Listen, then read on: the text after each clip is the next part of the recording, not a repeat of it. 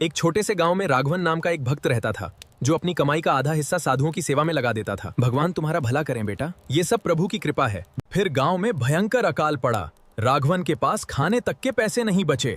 हे विष्णु भगवान, अब क्या होगा?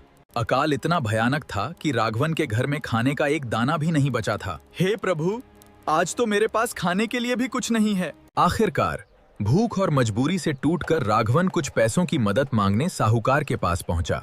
सेठ जी, मुझे कुछ पैसे उधार दे दीजिए। जैसे ही काम शुरू होगा मैं आपका सारा कर्ज चुका दूंगा। ठीक है, लेकिन याद रखना, समय पर पैसे वापस चाहिए। दिन बीतते गए, लेकिन राघवन की हालत नहीं बदली।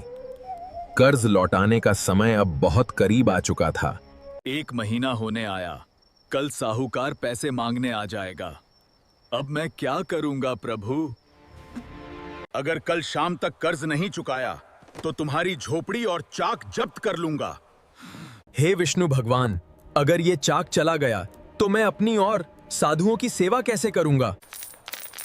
पूरे पैसे ब्याज समेत। राघवन ने जैसे तैसे कुछ पैसे जोड़ लिए थे।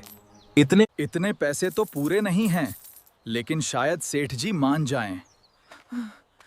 तुम यहाँ क्यों आए हो राघवन? तुम्हारे मित्र ने दोपहर में ही सारा कर्ज चुका दिया। मेरा कोई मित्र नहीं है। रसीद पर हस्ताक्षर की जगह सुदर्शन चक्र का चिन्ह बना था। राघवन समझ गया, स्वयं भगवान उसकी सहायता करने आए थे। हे विष्णु भगवान, आपका बहुत बहुत शुक्रिया, आपने मेरी मदद की।